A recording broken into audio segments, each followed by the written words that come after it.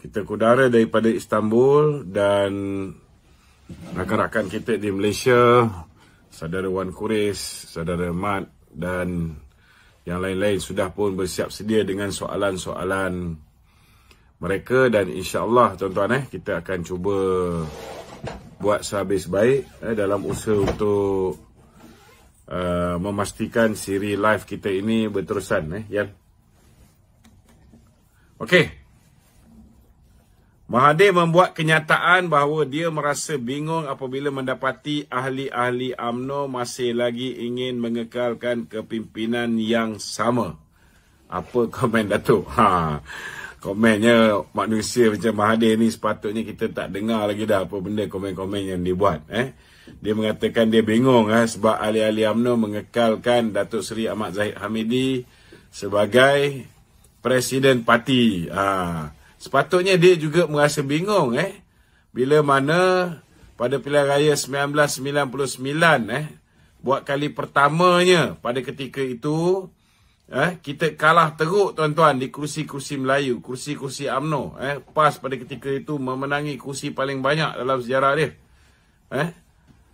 Tetapi Mahathir pada ketika itu tuan-tuan telah meminda perlembagaan UMNO. Saya masih ingat lagi saudara, pada ketika itu untuk lawan jawatan presiden, saya masa tu berada di kem tahanan.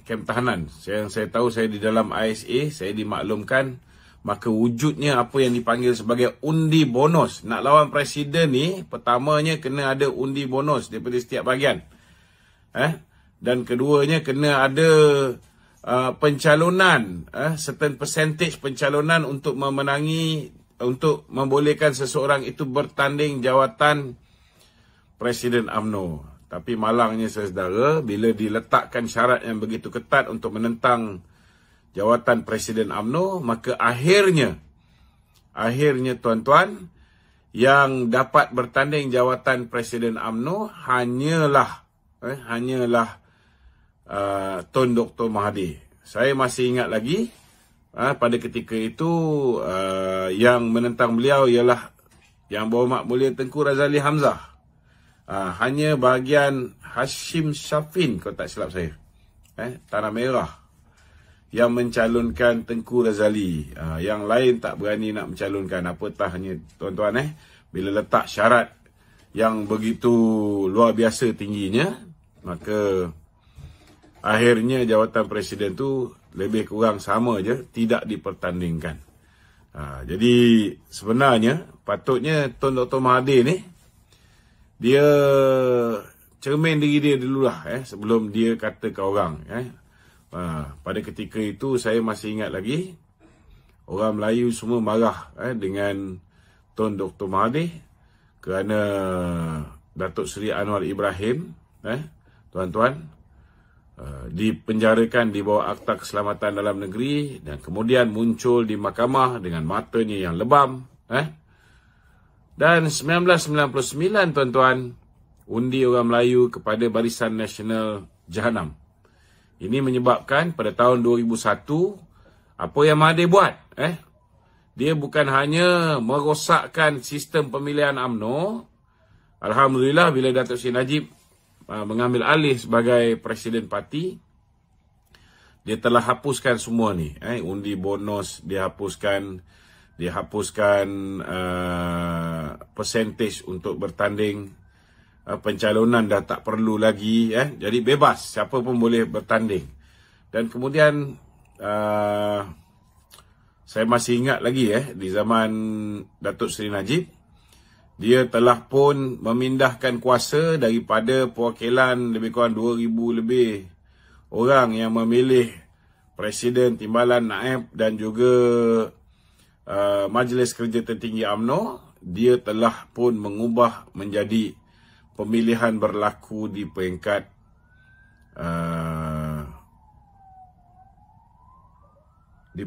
akar umbi, tuan-tuan. Maknanya pemilihan bukan lagi dibuat oleh perwakilan di peringkat pusat, tetapi ialah perwakilan perwakilan UMNO di peringkat bahagian yang akan mengundi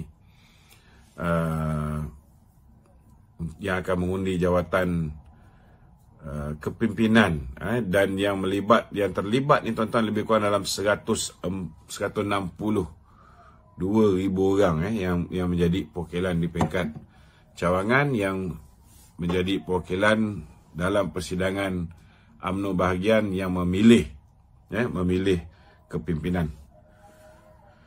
Okey.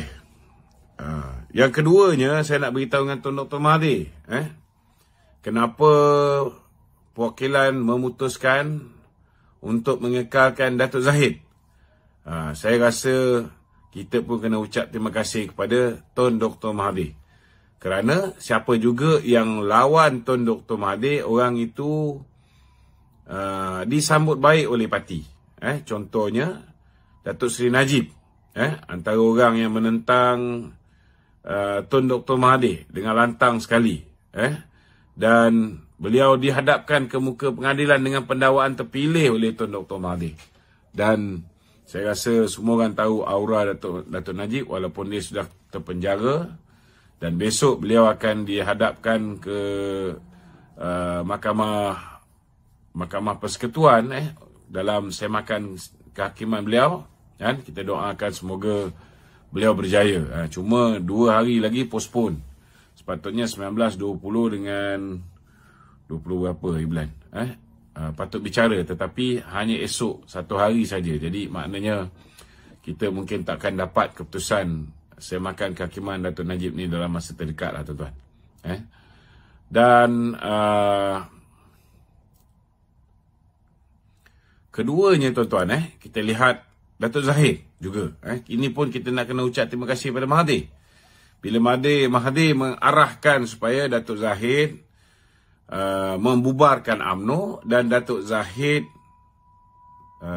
menolak permintaan Mahathir, dan dia juga tolak permintaan Mahathir supaya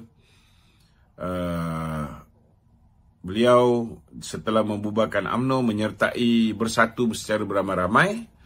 Ini juga telah menyumbang kepada kenapa perwakilan mengambil keputusan untuk mengekalkan Datuk Zahid sebagai Presiden UMNO. Kerana dia tidak tunduk dengan Mahathir dan dia tidak tunduk dengan kroni ataupun boneka Mahathir, iaitu Tan Sri Muhyiddin Yassin. Dan kita juga kena ucap terima kasih kepada Tun Dr. Mahathir, kerana siapa juga yang beliau kerjasama dalam parti ni, nampak gayanya ditolak oleh parti, oleh akar umbi. Kita lihat bahawa dalam undi untuk menentukan sama ada jawatan presiden dan timbalan tidak dipertandingkan. Siapa yang nak lawan Datuk Zahid ni? Antara nama-nama yang disebut, kita tengok antaranya ialah Hishamuddin Tun Hussein. Orang tahu bahawa ini memang orang Mahathir. Walaupun dia pernah menjadi orang Datuk Najib, sepupu pun Datuk Najib, tetapi nama je sepupu tuan-tuan. Dengan sepupu dia pun, dia bantu Mahathir untuk sumbatkan Datuk Najib ke dalam penjara. Kita lihat tuan-tuan, bila kita kalah pilihan raya, dia tak nak bertanding jawatan timbalan Presiden UMNO. Dia bantu pula Mahathir. Kalau tak bertanding tak apa lagi, dia bantu pula Mahathir.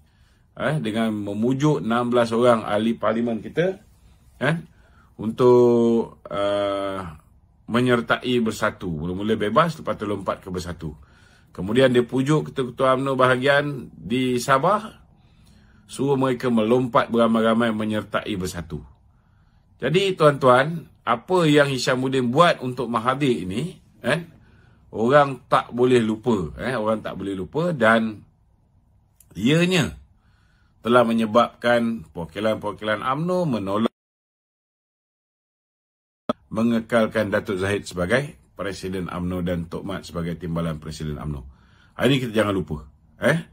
Keduanya, kita pun tahu juga Khairi Jamaluddin dulu memang membenci Tun Dr. Mahathir kerana sebab-sebab peribadilah. Cerita panjang. Tetapi, saudara, apa berlaku bila mana Datuk Seri Ahmad Zahid nak bertanding jawatan Presiden UMNO. Saya masih ingat bila saya suruh KJ bertanding timbalan setidak-tidaknya, dia kata no. Tok Mat akan bertanding timbalan pada ketika itu, tahun 2018. Dia kata saya akan pergi VP saja. So kita ingat dia betul-betul nak tanding VP. Rupa-rupanya tuan-tuan, ada usaha di pihak Mahathir, kerana ketika itu pertandingan akan berlaku dua penjuru, di antara Tengku Razali Hamzah dan juga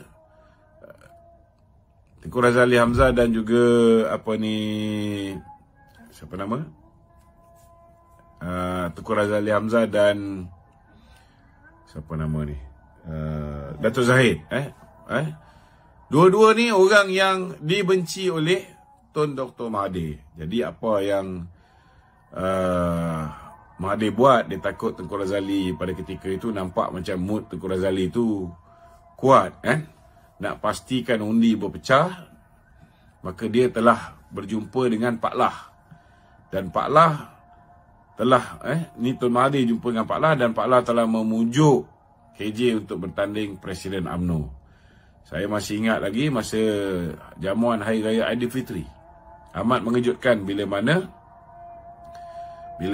Pak Lah yang membenci Tun Dr. Mahathir, tuan-tuan, tiba-tiba Pak Lah pergi ke jamuan Hari Raya Tun Mahathir di Putrajaya, dan menyampaikan berita bahawa Khalid Jamaluddin bersetuju untuk bertanding jawatan Presiden UMNO.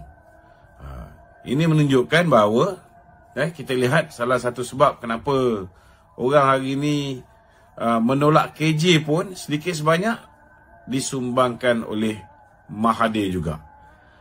Begitu juga dengan Jogani. Siapa tak kenal Jogani ni, tuan-tuan? Dia juga mempunyai hubungan yang cukup rapat dengan orang yang dekat dengan Tun Dr. Mahathir, iaitu Syed Mohtar Al-Bukhari. Ada yang kata dia menjadi proksi, ada yang kata dia ni rakan niaga, Namun kita lihat dia bertanding jawatan naib presiden pun dia ditolak, dia ditolak. Dan hari ini dia bercita-cita nak lawan jawatan Presiden UMNO. Kalau orang boleh terima dia, dia adalah ahli parlimen, dan kalau nak kata dia ni bersih lah contohnya, sudah pastilah orang akan membantah, orang akan membantah. Kalau dia diterima, dia tak ada hubungan dengan Syed Mohtar, tak ada hubungan dengan Mahathir, kalau dia diterima oleh perwakilan tidak akan bersetuju, lebih daripada 90% perwakilan bersetuju supaya Datuk Zahid dikekalkan sebagai presiden dan Tok Mat dikekalkan sebagai timbalan presiden. Maknanya di hati perwakilan-perwakilan ni, tuan-tuan, baik tiga-tiga orang ni, seorang pun tidak diyakini oleh perwakilan untuk mengambil alih pucuk pimpinan parti sebagai timbalan ataupun sebagai presiden UMNO. Ini jelas, ini jelas, tuan-tuan. Okey? Okey. Soalan lain, saudara.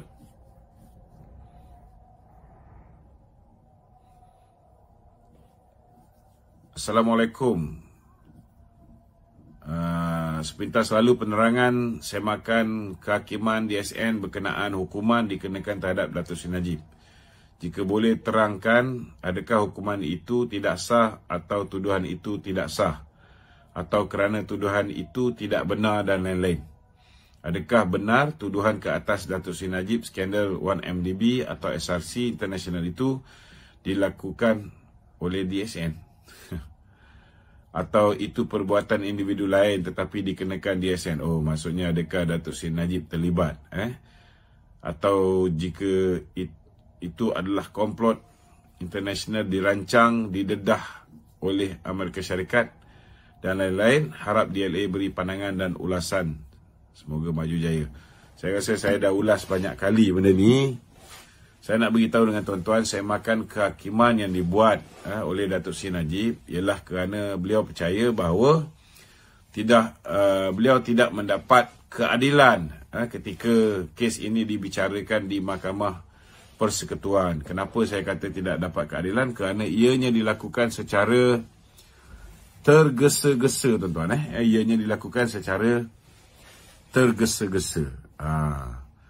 Apa yang menyebabkan kita kata ianya dilakukan secara tergesa-gesa? Pertamanya, tuan-tuan, kita lihat dari segi jatuh hukum. Pertama, dia nak mengambil Queen Counsel. Alasan yang diberikan ialah Datuk Seri Najib sewajarnya menggunakan peguam tempatan, kan? Tak perlu nak mengambil Queen Counsel. Dia kata Queen Counsel ni tak pandai cakap Melayu. Sepatutnya kalau dia orang ni tak pandai cakap Melayu, baguslah untuk korang, kan? Lagi mudah untuk penjarakan Datuk Najib sebab peguam dia tak pandai cakap bahasa Melayu, kan? Tetapi hak dia nak ambil Queen Counsel, tak sepatutnya ditidakkan. Kita lihat Datuk Haris Saleh, bila dia pernah ketika dia menyaman atau disaman, dia mengambil Queen Counsel pada ketika itu. Dan kita lihat Tommy Thomas pun pernah menggunakan khidmat King Counsel. Dia pernah menggunakan khidmat peguam daripada luar. Jadi tak salah, tuan-tuan. Dalam undang-undang boleh untuk menggunakan peguam daripada luar. Tak ada orang boleh halang benda ni. Itu pertama. Keduanya, dari segi kes Datuk Seri Najib, bila dia tak dapat nak ambil Queen Counsel, dia telah memohon supaya Zahid Ibrahim and Co. Dan rakan-rakan menggantikan Tan Sri Syafiee, sebab Tan Sri Syafiee dah mewakili beliau di peringkat Mahkamah Tinggi dan Mahkamah Rayuan. Kita tak menang kes tu, jadi dia nak cuba supaya ianya ada pendekatan yang berbeza di peringkat Mahkamah Persekutuan. Tapi, tuan-tuan, Hakim Datuk Haji Hisham Pokteh, dia minta supaya diberikan 3 bulan untuk beliau study kes ni.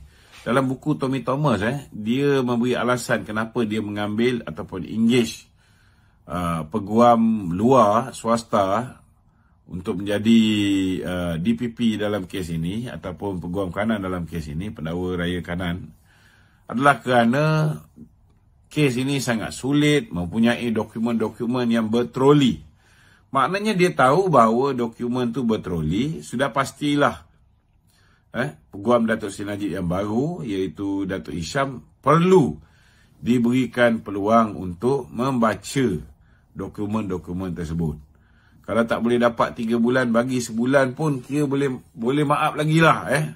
Mungkin Datuk Hisham boleh buat satu perkara luar biasa, membaca puluhan ribu muka surat dalam tempoh 1 bulan. Setidak-tidaknya ada. Tetapi nampaknya, tuan-tuan, terlalu tergesa-gesa. Ketiga, semua bukti-bukti terbaru yang dikemukakan oleh peguam Datuk Seri Najib ditolak, tuan-tuan. Ditolak. Datuk Hisham bila minta supaya diberikan masa untuk buat persiapan, tak dibenarkan. Maka dia tarik diri. Zahid Ibrahim tarik diri sebagai peguam Datuk Seri Najib. Tetapi yang peliknya, tuan-tuan, bila Datuk Hisham nak tarik diri, dia dihalang oleh mahkamah. Ini first time, tuan-tuan, hak seorang peguam untuk mewakili Datuk Seri Najib ataupun mewakili seorang anak guam, dia nak tarik diri, tidak dibenarkan oleh pihak mahkamah.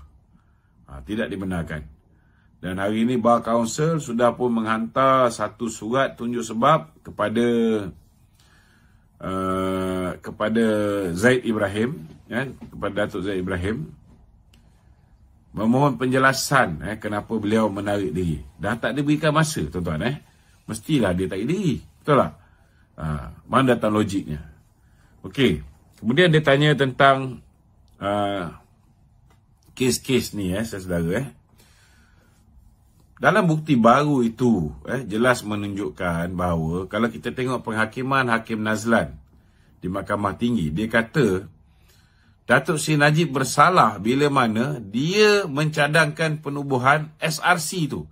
Dah menunjukkan dia ada niat yang tak betul. Jadi, itu ada dalam penghakiman Hakim Nazlan. Sedangkan bukti baru menunjukkan bahawa Hakim Nazlan setelah ditanya oleh pihak SPRM, tuan-tuan, bukan sekali tanya ni, 4 kali tanya, kamu terlibat tak terlibat dalam penubuhan SRC? Kali pertama tanya dia kata tak terlibat, kali kedua tak terlibat, kali ketiga tak terlibat, kali keempat tak terlibat. Sampailah bila pegawai SPRM ni dah marah sangat, dia tunjukkan bukti-bukti berupa apa yang dipanggil sebagai minit mesyuarat, yang melibatkan Nazlan dalam proses penubuhan SRC. Maknanya Maybank yang mencadangkan, tuan-tuan. Maybank mencadangkan penubuhan SRC ini bagi urusan 1MDB tu. Dan Hakim Nazlan juga sebagai Head of Corporate and Legal Affairs, setiap dokumen-dokumen kontrak, contohnya lah kontrak loan dan sebagainya, jabatan yang dia jaga yang menyediakan dokumen tersebut. Jadi sebenarnya tindakan Hakim Nazlan ini sudah pun disahkan oleh pihak SPRM. Dia boleh didakwa di bawah Seksyen 220 Kanun Kesisaan kerana menghukum tidak bersandarkan perlembagaan negara dan undang-undang. Sebab dia gagal untuk declare, dia punya personal interest ataupun conflict of interest dia. Dia ada conflict of interest dalam kes ni. Dia sendiri yang mencadangkan penubuhan SRC bersama dengan rakan-rakan Maybank lain, dibayar, tuan-tuan, 800,000 lebih untuk menguruskan SRC ni oleh pihak 1MDB. Dan dia juga General Counsel Maybank, dia juga merupakan Company Secretary Maybank. Dan bukan setakat itu je, tuan-tuan. Kita lihat dari segi pertuduhan itu pun dah salah. Pertuduhan mengatakan bahawa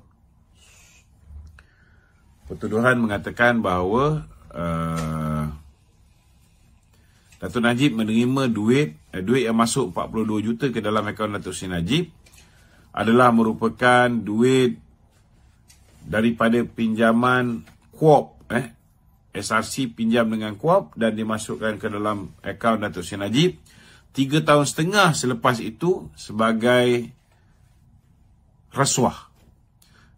Pertama sekali siapalah pula yang nak luluskan sesuatu kemudian dapat rasuah tu selepas 3 tahun setengah. Ini satu benda yang paling bodoh kita pernah dengar dalam sejarah.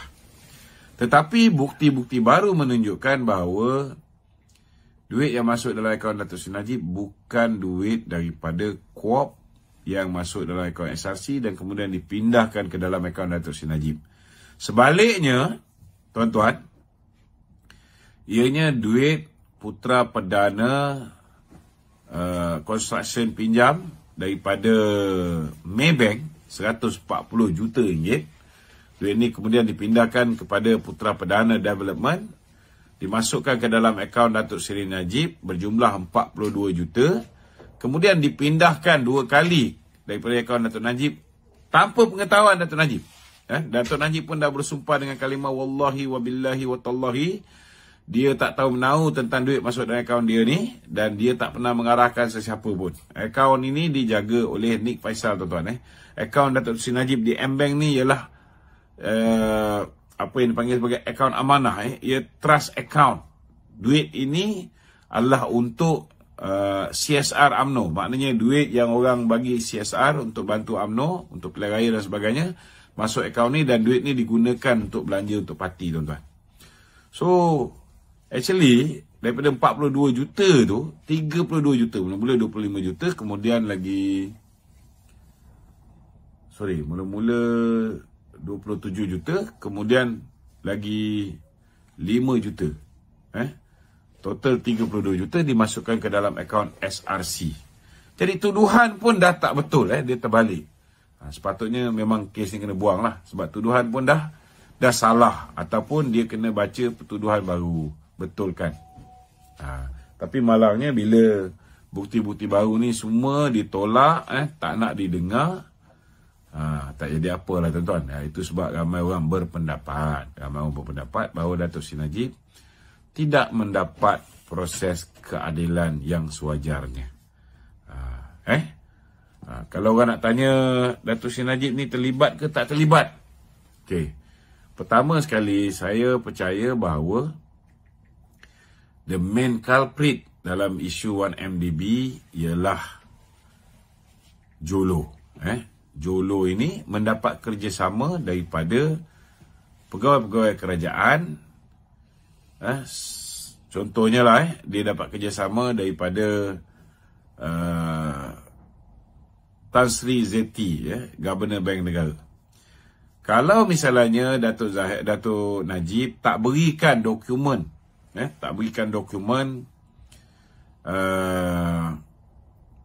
surat daripada Kementerian Kewangan Saudi yang mengatakan dia nak menyumbang duit kepada Datuk Seri Najib, dokumen daripada kerabat di Raja Arab yang mengatakan dia nak menyumbang kepada Datuk Seri Najib, dokumen ini dua-dua diberikan kepada Tan Sri Zeti, suruh Tan Sri Zeti cek source of income, sama ada melibatkan duit haram ke, duit jenayah ke, duit berrasuah, salah guna kuasa, ada percanggahan dengan AMLA ke tidak, dan Zeti mengesahkan bahawa duit ni bersih dan dia memberikan kelulusan untuk duit ni dimasukkan ke dalam negara ni. Macam mana Datuk Najib boleh didakwa di bawah AMLA sedangkan duit ni dibawa masuk dengan kelulusan daripada Governor Bank Negara ketika itu? Malah Zeti, tuan-tuan, mencadangkan supaya Datuk Seri Najib jangan masuk dalam akaun UMNO. Dia suruh buka akaun atas nama Datuk Seri Najib sebab status Datuk Seri Najib sebagai Perdana Menteri, orang tak akan pertikaikan dapat duit banyak, dan dia minta supaya Datuk Seri Najib pecahkan kalau 681 juta yang patut diterima daripada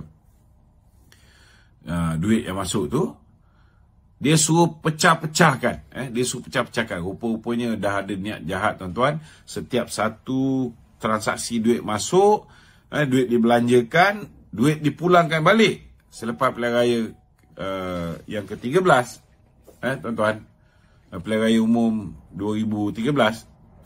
Rupa-rupanya setiap kali duit tu dihantar balik pun kena dakwa, tuan-tuan. Satu pertuduhan.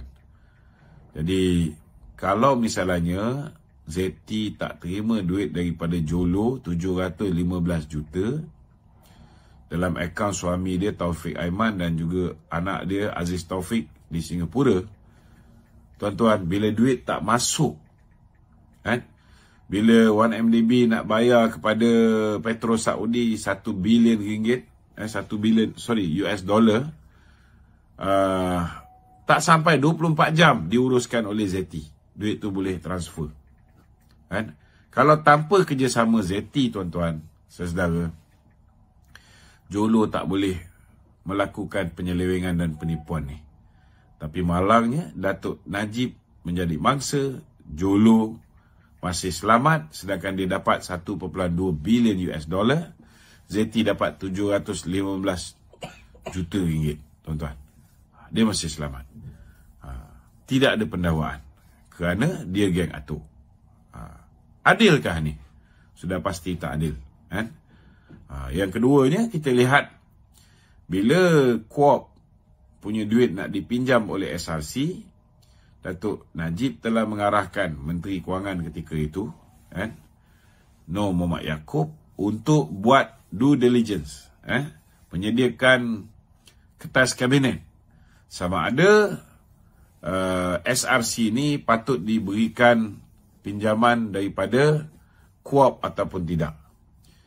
Rupa-rupanya, tuan-tuan, Nur Mohamed Yaakob menerima 85 juta ringgit daripada Jolo. Sudah pastilah kertas kabinet yang dia buat, saudara, memihak kepada Jolo dan mencadangkan supaya pinjaman itu diluluskan oleh Kabinet. Bukan oleh Datuk Najib. Ianya keputusan Kabinet. Tapi sampai sekarang tuan-tuan tidak ada tindakan diambil kepada Nur Muhammad Yaakob. Itu sebablah kita yakin tuan-tuan kita yakin bahawa Datuk Najib tidak diberikan pengadilan yang adil. Jadi kita harap semakan kehakiman ini dapat memberikan keadilan kepada Datuk Najib. Dan yang kedua, kita harap laporan yang dibuat oleh Datuk Najib kepada Jawatan Kuasa Kerja PBB untuk menyiasat sama ada Mahkamah Persekutuan yang memutuskan kes Datuk Najib ini telah memberikan keadilan yang seadil-adilnya ataupun tidak. Kita harap Jawatan Kuasa Hak Asasi Manusia di bawah PBB ini akan juga membuktikan bahawa beliau gagal untuk mendapat keadilan. Okey. Apakah yang bakal berlaku pada 19 bulan di mahkamah jika Tengku Maimun masih lagi menindakkan tindakan review yang diwawarkan? Katanya bakal berlaku selama 3 hari, tetapi dengannya pula dibuat untuk jatuhkan hanya 1 hari saja. Rakyat sudah bersedia bahawa Najib bakal dilepaskan, bukan lagi masih di dalam tahanan. Ini tak berapa tepat lah tuan-tuan. Sebenarnya bukannya kes tu sepatutnya didengar 3 hari, tapi sekarang dah kurangkan 2 hari tu jadi 1 hari. Tidak. Maknanya besok kes ni akan berjalan. Kemudian nanti akan ada hari yang kedua untuk dibicarakan, hari yang ketiga untuk dibicarakan tu akan ada. Tetapi tarikhnya ditangguhkan kerana hakim-hakim tu ada yang tidak dapat menghadiri pada tarikh 20 hari bulan dan 20 lebih hari bulan tu.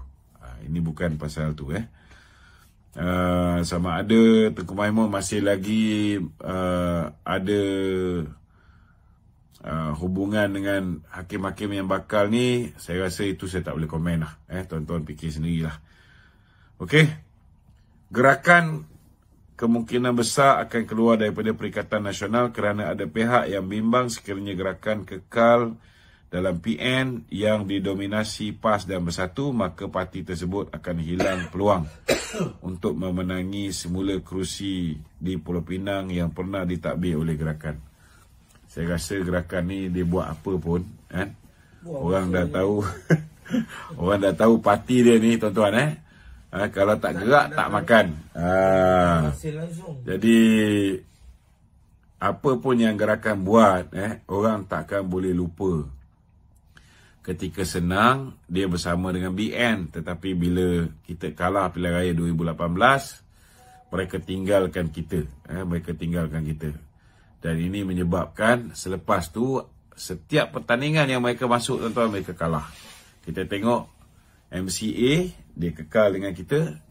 Kita lihat Tanjung Piai di kawasan Melayu pun mereka boleh menang. Tuan-tuan tapi gerakan ni pada ketika itu teruk kalah bila bertanding menentang MCA di Tanjung Piai. Okey, ada lagi soalan? Okay, saya buka soalan-soalan daripada sahabat kita, Saudara Wan Kuris. Dalam pautan RPK hari ini, ia memetik apa yang kenyataan yang dibuat oleh Ismail Sabri mengenai artikel 8/1 di mana PAU perlu mematuhi Perlembagaan UMNO. Jadi apa pandangan Datuk? Okey, ini saya rasa saya dah jawab lah. Saya dah jawab soalan ni. PAU perlu mematuhi Perlembagaan UMNO. Saya nak beritahu, kita dah buat pindaan, kita dah buat usul Presiden dan Timbalan tidak bertanding ni dah banyak kali. Banyak kali tuan-tuan. Tidak ada masalah. Perhimpunan Agung UMNO memang ada kuasa untuk memutuskan apa juga persoalan. Termasuklah meminda perlembagaan. Jadi kita jangan dikelirukan oleh orang-orang yang kecewa bila tak dapat buang Datuk Zahid. Saya tahu mereka-mereka ni takkan berhenti daripada menyerang Presiden ni, tuan-tuan. Selagi Presiden ini masih lagi menjadi Presiden, masih lagi memegang kuasa sebagai pengurusi Barisan Nasional untuk menentukan Barisan Nasional terus kekal menyokong Datuk Seri Anwar Ibrahim sebagai Perdana Menteri. Yang ini yang diorang ni jaki tak habis-habis. Yang ini diorang tak boleh terima. Sebab mereka mengharapkan nakhoda UMNO ni dapat ditukar supaya pengurusi Barisan Nasional juga ditukar. Dan akhirnya pengurusi Barisan Nasional boleh tarik sokongan 30 MPBN ini dibawa untuk menyokong kerjasama bersama dengan Perikatan Nasional. Sama ada PM itu datang daripada UMNO, ataupun Presiden UMNO yang bersetuju untuk bersekongkol dengan Bersatu dan PAS diangkat menjadi timbalan Perdana Menteri. Ini macam-macam boleh berlaku. Tetapi sekarang ni dia kena terima hakikat lah. Tindakan mereka ni, usaha mereka ni sudah gagal. Dan saya nak beritahu ketika Datuk Seri Ismail Sabri menjadi setiausaha politik kepada Setiausaha Agung UMNO, Datuk Seri Saburuddin Cik, pada ketika itu pun jawatan Presiden dan timbalan tidak dipertandingkan. Dan kita tak pernah dengar ada sebarang masalah. Sebagai seorang peguam, Datuk Seri Ismail Sabri boleh beri nasihat kepada Saburuddin Cik supaya tak buat benda ni. Tapi tidak ada sebarang komen pun. Dan sekarang Datuk Seri Ismail Sabri dah jadi naib Presiden Parti, dia hadir mesyuarat MT UMNO, dia hadir mesyuarat Jawatankuasa Pengurusan UMNO, dia hadir mesyuarat Biro Politik UMNO, Top 5, dia boleh bagi pandangan bila-bila masa. Tak payah nak tunggu perwakilan berhimpun, dia boleh bagi pandangan kalau benda ni masuk akal. Saya nak beritahu tuan-tuan, sesedara yang paling berkuasa ialah Perhimpunan Agung UMNO. Okey? Dan ketika Perhimpunan Agung UMNO tak ada, MT boleh membuat keputusan. Dan keputusan MT itu, keputusan MT itu muktamad dan tidak boleh dipertikai. Tuan-tuan, jadi saya nak beritahu saudara, kalau keputusan MT pun tak boleh petikai, siapa yang berani nak petikai keputusan Perhimpunan Agung UMNO? Kalau tak puas hati, tak ada masalah. Datuk Seri Ismail Sabri ke atau mana-mana orang-orang dia bolehlah pergi petikai dengan ROS. Tak ada masalah. Tak ada orang pun akan ganggu. Buatlah. Okey?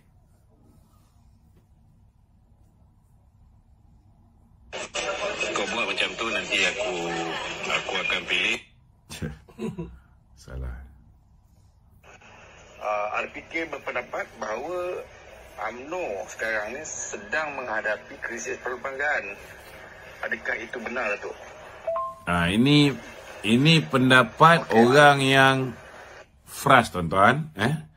Pendapat orang yang frust. Dia kata UMNO sekarang ni berhadapan dengan krisis perlembagaan. Itu hari pun dia kata UMNO berhadapan dengan krisis perlembagaan sebab kita menunda pemilihan parti. Tapi last kali, tuan-tuan, ROS meluluskan pindaan supaya pemilihan dibuat dalam tempoh 6 bulan selepas pilihan raya Persekutuan. Tak ada pun masalah. Tak ada pun masalah. Jadi siapa yang masih lagi mendengar Raja Petra ni, bagi saya lah, kalau tuan-tuan dengar kenyataan Raja Petra ni bila dia mendedahkan perkara yang ada kaitan dengan SPRM, dia kata dia dapat maklumat direct daripada SPRM. Kemudian dia mendedahkan perkara yang berkaitan dengan Anwar Ibrahim. Dia kata Anwar Ibrahim mengarahkan supaya Saifuddin Nasution pastikan ROS meluluskan pindaan perlembagaan UMNO. Maknanya tuan-tuan, Raja Petra ni dengan Ismail Sabri baik, dengan Muhyiddin baik, dengan PAS baik, dengan Anwar Ibrahim pun baik, dengan Zaid Hamidi pun baik. Kalau tuan-tuan dengarlah apa dia cakap ni, saya pun tak tahu nak cakap apa. Kan? Takkanlah Anwar Ibrahim bagi maklumat macam tu pada dia, tuan-tuan.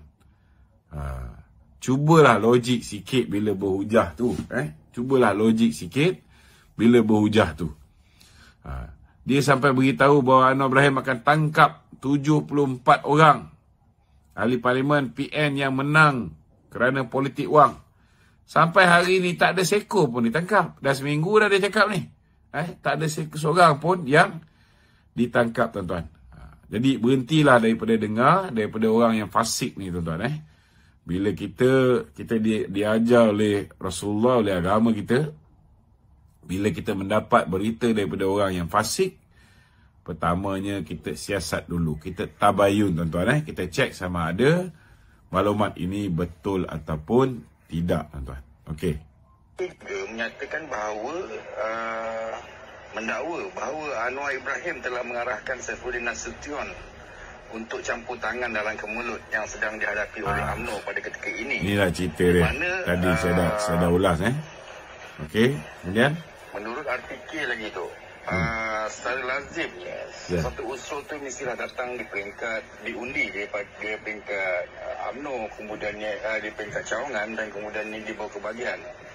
Dan 191 bahagian itu perlulah membuat undi terhadap usul tersebut di PAU lah. Jadi kalau tak dibuat itu bermakna akar umbi tidak dapat hak mereka untuk mengutarakan usul-usul baru.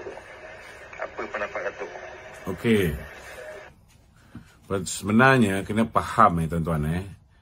Usul yang dibahaskan dalam Pimpinan Agung tahun ni tak ada.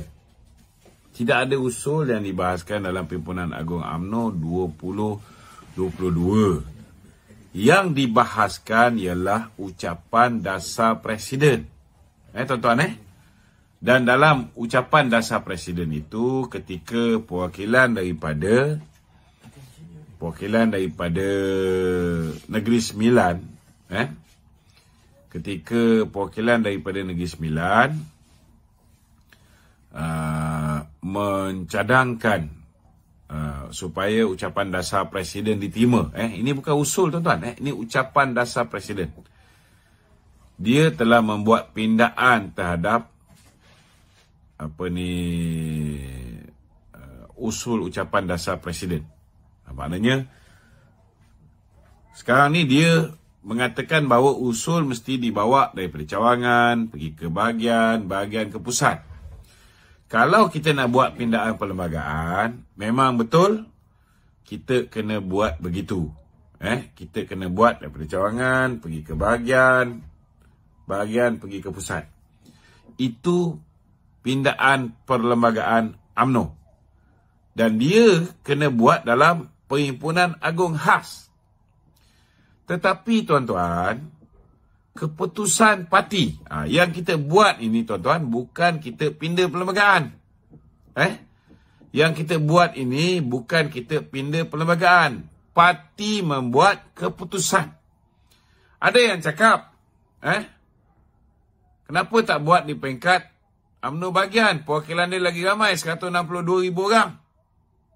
Sebab yang pilih jawatan Presiden dan Timbalan, sesedara, ialah Perhimpunan Agung di peringkat bahagian. Saya nak beritahu dengan tuan-tuan, kena faham bahawa kita ni, kita buat ini ialah keputusan parti.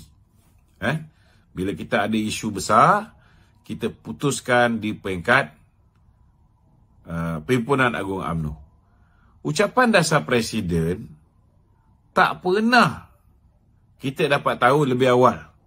Dan kita boleh bincangkan di peringkat cawangan, bincangkan di peringkat di peringkat bahagian, dan kemudian diputuskan di peringkat atas. Ucapan dasar tak pernah. Hanya bila hari Presiden nak berucap, barulah orang akan tahu. Mungkin pada ketika tu diedarkan buku ucapan dia. MT UMNO pun tak tahu. Macam Nur Umar kata tak dibawa dalam mesyuarat MT UMNO. Mana pernah ucapan dasar Presiden dibawa dalam mesyuarat MT UMNO? Tak pernah. Orang tak tahu apa Presiden nak cakap, tuan-tuan. Ini kena faham. Kena faham.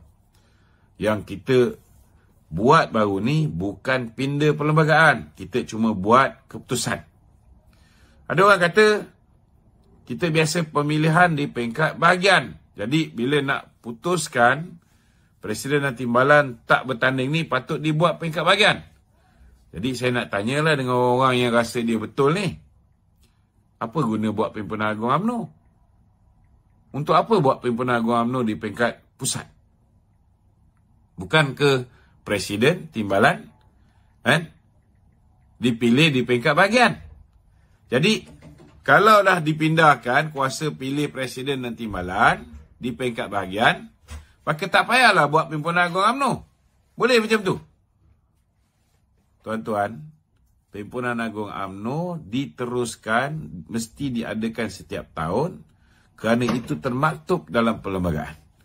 Dan dalam membuat keputusan-keputusan penting, Perhimpunan Agung UMNO lebih berkuasa daripada persidangan di peringkat bahagian. Walaupun bahagian mempunyai kuasa memilih siapa Presiden, Timbalan dan sebagainya, tetapi Perhimpunan Agung UMNO boleh membuat sebarang keputusan termasuk meminda perlembagaan UMNO. Ini kena faham. Ini kena faham. Okey, ada soalan lain? Okey, soalan? Okay. Soalan tambahan Wan Kudus. Wan Kudus. Assalamualaikum Datuk. Waalaikumsalam. Sebelum ni, ramai rakyat inginkan kes Datuk Najib yang akan berlangsung esok. Kes yang makan semula. Dibicarakan melalui siaran langsung melalui media masa lah. Ya. Namun, permintaan tersebut telah ditolak. So, apa pendapat Datuk? Siaran langsung kes Datuk Seri Najib ni, Yana pun dah utarakan, kan? Saya rasa yang ada kuasa untuk meluluskan siaran langsung ni ialah hakim-hakim yang akan bersidang pada hari esok. Jadi mungkin besok Peguam Datuk Seri Najib sekali lagi akan meminta supaya kes itu dibenarkan untuk siaran langsung. Kalau dibenarkan esok, maka adalah siaran langsung. Kalau tak dibenarkan, tak adalah, tuan-tuan. Kita tak boleh nak cakap apa sebab hakim yang menguasai perjalanan mahkamah. Kita tak boleh nak mendesak dan sebagainya. Okey? Ada soalan lain? Datuk, dikabarkan UMNO Alustar ingin capai keputusan jadi pemilihan top 2 di JPP. Dia juga nak buat bantahan di Jabatan Pendaftaran Pertubuhan Malaysia di KRS. UMNO Alustar. Apa komen Datuk? Okey, ni orang Datuk Seri Ismail Sabri ni. Usop Sentorian. Ketua UMNO bahagian Alustar, dia nak buat bantahan. Bagi saya, setiap ahli itu berhak untuk buat bantahan. Buatlah. Kan? Janji kamu puas hati. Kalau misalnya ROS tetap bersetuju, sebab kena faham Perhimpunan Agung UMNO berkuasa penuh untuk membuat sebarang keputusan. Kalau ketika tak ada Perhimpunan Agung UMNO, MT buat keputusan pun, keputusan dia tu muktamad dan tak boleh dicabar. Apatah lagi Perhimpunan Agung UMNO. Jadi nak buat kerja yang bazir masa, tak ada masalah. Silakan. Silakan. Dulu bos dia menjadi Perdana Menteri. Jadi kalau buat bantahan pun, mungkin jugalah bos dia boleh gunakan kuasa yang ada. Tapi sekarang bos dia tak berkuasa. Jadi tak tahulah dia nak guna cara mana. Mungkin dia ada orang lama yang bersama dengan dia lagi. Okey, ada lagi soalan lain? Tak ada. Okey, kita ada soalan daripada... Tak ada. Tak ada, ni iklan. Ni iklan. Iklan apa tu? Nasilah Lawati. Okey. kita punya sahabat daripada Alam Shah Travel yang menghantar saya untuk buat review liputan di Turki ni. Kepada sesiapa yang berminat untuk pergi ke umrah, Bullet train. Dia punya syarikat travel agent ni antara yang paling awal memberikan kemudahan bullet train kepada, ini percuma kan, Peneraju kita. dia antara yang awal yang mempelopori jemaah-jemaah semua boleh naik bullet train daripada Mekah ke Madinah. Lawati page. Dan bolehlah melawat Facebook page Alam Shah Travel. Dan bagi sesiapa yang nak pergi menunaikan umrah, tiap-tiap minggu ada tiap-tiap minggu ada package untuk pergi ke umrah serendah 9,000. 9,000. Ini harga baru tuan-tuan RM9,000. Hotel semua dekat dengan dataran masjid. Saudara Zahid ini boleh dihubungi di 012 370 5374 012 530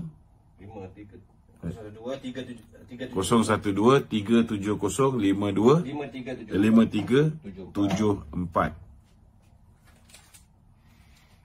Okey. Kita juga ada soalan daripada saudara Mat. Mat ni nama samaran. Okey Ada lagi soalan? Ada. Adakah pilihan raya negeri yang akan berlangsung di 6 buah negeri ini menjadi kayu ukur sokongan rakyat setuju dengan kerjasama UMNO dan Pakatan Harapan? Okey, saudara Mat kata adakah pilihan raya negeri ini akan menjadi kayu ukuran sama ada saudara Mat Saudara Mat mengatakan adakah pilihan raya negeri ini akan jadi kayu ukuran sama ada rakyat terima ke tidak terima kerjasama di antara UMNO dengan ataupun BN dengan Pakatan Harapan.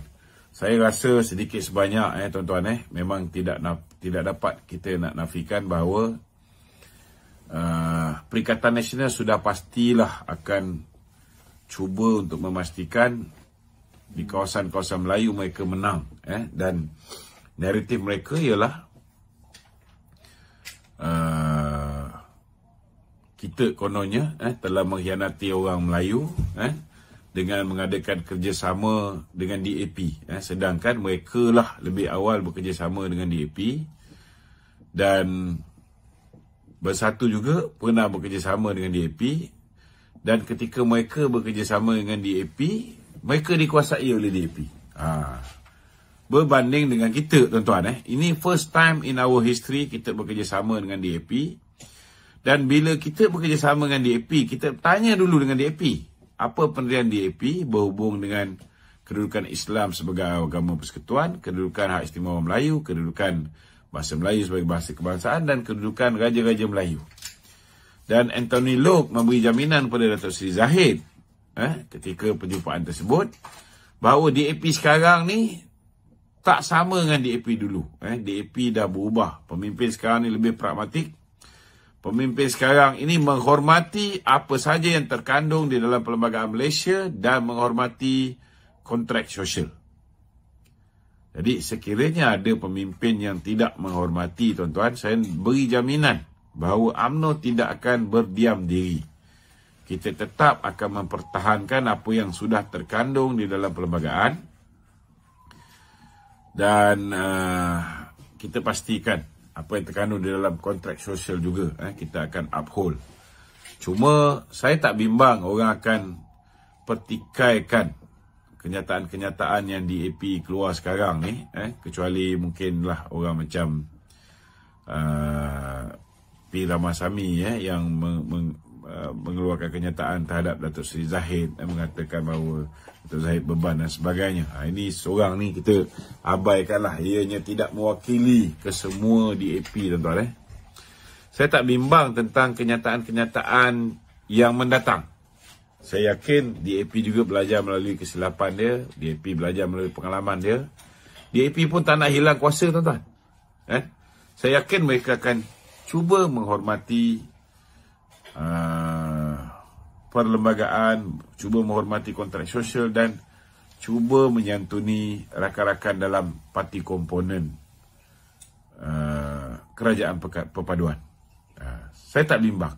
Tapi sedikit sebanyak saya tahu bahawa bukan mudah untuk rakyat lupakan sejarah apa yang DAP buat selama tempoh 22 bulan. Ini cabaran kita lah, tuan-tuan. Nak bagi tahu pada rakyat bahawa DAP betul-betul dah berubah. Ini satu cabaran. Dan saya tak nafikan bahawa kita mungkin akan berhadapan dengan pertembungan yang sengit di kawasan-kawasan Melayu, khususnya di Kelantan dan juga di Terengganu dan di Kedah. Tempat lain saya rasa tidak ada masalah. Dan memanglah keputusan pilihan raya ni penting untuk memberi gambaran bahawa rakyat boleh terima kerjasama ni. Tapi ianya bukan sesuatu yang mudah. Kemungkinan besar kita akan usaha dalam pilihan raya negeri, tetapi mungkin nasib tidak akan menyebelahi kita dengan baik. Cabaran ni sangat getir, tuan-tuan. Tetapi percayalah, untuk pilihan raya umum ke-16 ni, saudara, kalau rakyat dah tengok prestasi kerajaan perpaduan selama 5 tahun, rakyat boleh terima kerjasama ni, nampak ikhlas. Dan UMNO pun kita boleh yakinkan bahawa kita akan mempunyai masa depan yang lebih baik bila kita bekerjasama dengan Pakatan Harapan berbanding dengan Perikatan Nasional. Dan DAP, PKR dan Amanah juga boleh yakinkan penyokong mereka mempunyai masa depan yang baik kalau kerjasama dengan UMNO berbanding dengan Perikatan Nasional. Saya yakin, tuan-tuan, kita akan mempunyai satu pasukan yang kuat, bukan hanya untuk berhadapan dengan pilihan raya umum yang ke-16, tetapi untuk memastikan negara ini kembali menjadi sebuah negara yang disegani dan mempunyai asas ekonomi yang kuat serta menjaga kepentingan rakyat dengan baik. InsyaAllah, tuan-tuan. Okey. Kerajaan perpaduan ini, UMNO dianggap mengkhianati. Okey, yang ni saya dah jawab. Adakah puak-puak pengkhianat ni lepas gagal cuba untuk mempengaruhi perwakilan agar mereka dapat bertanding presiden dan timbalan presiden untuk cuba menguasai UMNO, adakah mereka akan cuba untuk bertanding pada peringkat naik presiden tu?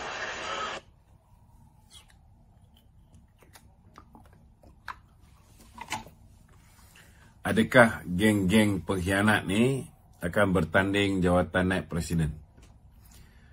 Kalau tanya dengan saya secara peribadi yakin bahawa parti takkan membiarkan Hishamuddin dan juga Khairi Jamaluddin lepas dengan pengkhianatan yang dia buat, dan juga serangan yang Khairi Jamaluddin buat semasa pilihan raya yang merosakkan keputusan pilihan raya. Jadi dua orang ni saya nampak mungkin tak bertanding dalam pilihan raya parti ni. Okey. Tapi kalau orang macam Johari Ghani dia nak bertanding, tak ada masalah. Setakat ni belum nampaklah lagi ada pelanggaran disiplin. Orang macam Hasni Muhammad, dia ada buat pelanggaran disiplin. Jadi kita tunggu apa tindakan disiplin yang diambil ke atas dia. Dan saya rasa jawatan naib presiden ni akan hangat. Johor pun ada ramai calon-calon ni, tuan-tuan. Kita ada Datuk Seri Azalina, kita ada Datuk Seri Khalid Nordin, incumbent. Kita ada Datuk Seri Ahmad Maslan pun layak juga nak bertanding naib presiden. Di sebelah Perak pun kita ada dua calon yang saya rasa Tak salah kalau dia nak menawarkan diri untuk bertanding jawatan presiden. Kita ada Dr. Zamri Kadir Menteri Luar, kita ada Dr. Samsul Anwar Nasarah, Timbalan Menteri Dalam Negeri. So ini hak lah siapa nak menawarkan diri. Bagi saya, kita mengamalkan demokrasi, tak ada masalah. Yang kita bimbang jawatan presiden je. Sebab jawatan presiden ini boleh menjatuhkan kerajaan di peringkat persekutuan. Ia akan menyebabkan kerajaan tidak stabil, akan menyebabkan investor tidak yakin untuk kembali ke negara kita. Banyak terganggu. Jadi jawatan naik presiden ni, biarlah siapa nak jadi calon nak bertanding. Perwakilan, saya harap dia akan pilih orang yang boleh jaga parti. Itu penting tu. Itu penting. Okey? Apabila kepercayaan orang Melayu apabila bekerjasama dengan parti DAP, apa pandangan Datuk? Ini saya dah jawab. Adakah puak-puak orang khianat ni dapat gagal cuba untuk Okey, ini pun saya dah jawab. Pimpinan Agung UMNO telah membuat ketetapan bahawa ketua jawatan tertinggi itu presiden dan timbalan presiden tidak dipertandingkan. Masih terdapat pemimpin UMNO yang bersuara di luar. Adakah ini menggambarkan bahawa mereka tidak hormat demokrasi dalam UMNO itu sendiri, Datuk? Adakah Datuk Pimpinan Agung UMNO Ismail Sabri?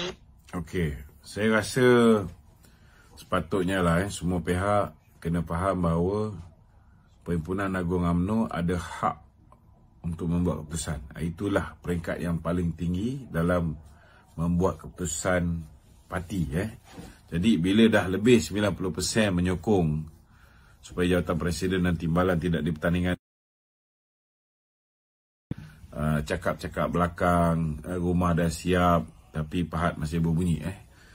Tetapi apa pun, saya rasa kita tak boleh halang demokrasi. Mulut mereka nak cakap apa, itu biarkan mereka lah.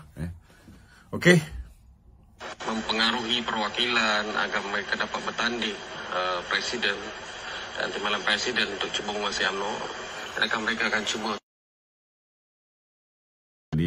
telah membuat ketetapan bahawa ketua jawatan tertinggi itu presiden dan timbalan presiden tidak Ini dah jawab. Kecewa selepas dipinggir.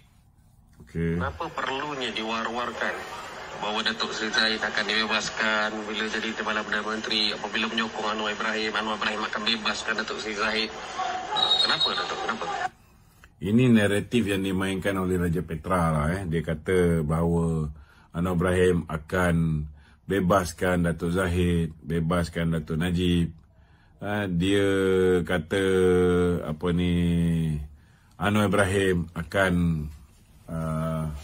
campur tangan dalam urusan ROS dan sebagainya. Sebenarnya ini hanya untuk mewujudkan persepsi buruk. Saya yakin tuan-tuan, ketika Datuk Zahid berhadapan dengan 87 pertuduhan, 40 pertuduhan yang pertama tu, pada ketika itu Anwar Ibrahim pun tak ada, tuan-tuan. Pada ketika itu, orang yang menjadi Perdana Menteri pun tak suka dengan Datuk Zahid ni. Ini terus terang saya cakap lah. Tapi Datuk Zahid lepas juga. Apatah lagi, saudara, dalam kes yang melibatkan kes di bawah Hakim Colin. Sekarang ni Hakim Colin walaupun dah dinaikkan pangkat menjadi Hakim Mahkamah Rayuan, tapi kes ni masih beliau kendali. Bila mana orang kata Datuk Zahid beli banglo menggunakan duit yayasan, dia kata duit ni, rumah tu ialah untuk beliau duduki. Saya rasa orang-orang UMNO semua tahu betapa besarnya rumah Datuk Zahid. Ketika dia belum jadi ahli parlimen pun, dia dah ada rumah tu. Dan keliling rumah dia tu rumah anak-anak dia. Rumah anak-anak dia pun alhamdulillah lah, tuan-tuan. Sebab dia memang orang korporat daripada dulu lagi. So, bila hakim dah pergi ke Country High, tengok sendiri dua buah banglo ini yang dulunya merupakan surau sebelum Surau An-Nur dibina. Satu dah jadi pusat pengajian dewasa, sekolah tempat orang belajar agama untuk orang dewasa, dan satu sudah menjadi apa dipanggil sudah menjadi sekolah tahfiz kan. Jadi bila dah jadi sekolah tahfiz dan hakim dah tengok sendiri, saya yakin Datuk Seri Zahid akan mendapat keadilan insya-Allah. Tapi sudah pastilah kalau misalnya dia dibebaskan, orang akan kata terhadap Anwar Ibrahim.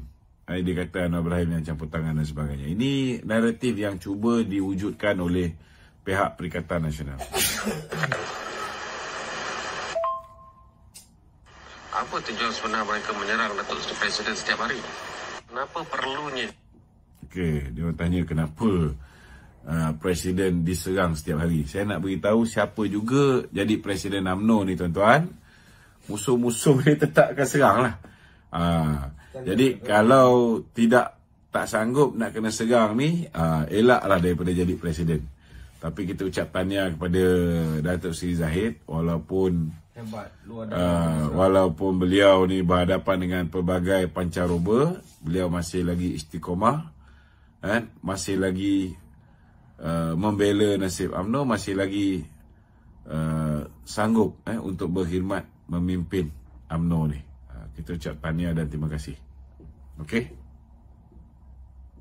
Adakah Parti PAS Bersatu menyerang Presiden UMNO, menyerang kepimpinan UMNO pada hari ini akibat kerana mereka gagal memainkan isu perkauman?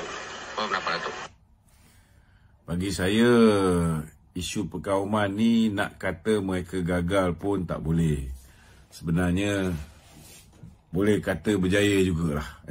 Selain daripada menggunakan duit untuk mendapatkan undi orang Melayu ni tuan-tuan, salah satu sebab kenapa PAS Perikatan Nasional berjaya ialah bila mereka berjaya mewujudkan persepsi bahawa masuk PAS ini umpama masuk Islam. Kalau bersama dengan PAS ini macam bersama dengan jemaah Islam. Kalau tak menyokong PAS, menyokong Bersatu, menyokong PH atau menyokong BN, AKP. Seperti mana yang Ketua Pemuda Sikh, walaupun dia dah minta maaf, tetapi benda ni melekat khusus terhadap anak-anak muda tuan-tuan. Jadi saya tak nafikanlah ini turut menyumbang